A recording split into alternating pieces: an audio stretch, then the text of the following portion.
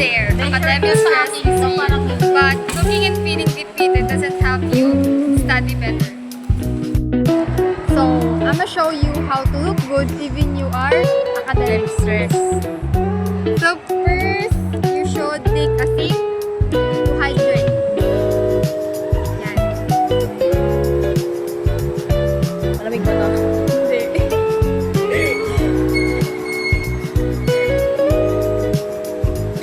Yan. That's great. Next is, you should apply some lip balm.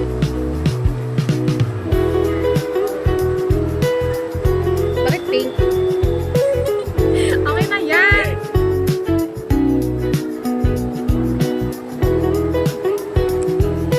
Perfect! So, I am going to demonstrate to you how to use concealer in the right way.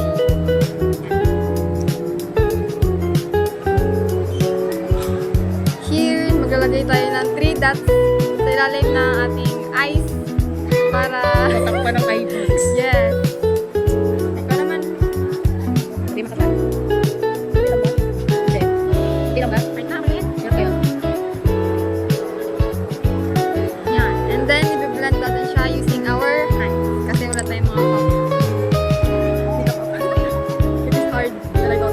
Kung wala ka pa rin sa kanila. Sa akin ba?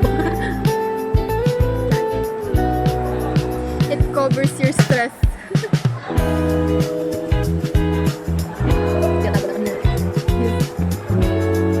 Yan. You don't need any foundation to be pretty. Just splash of concealer and some lip balm and some blush. Please.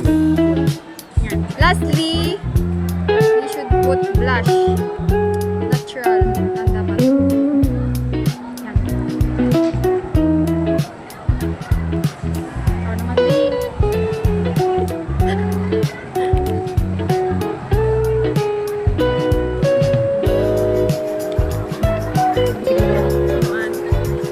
And then, pwede na ulit mag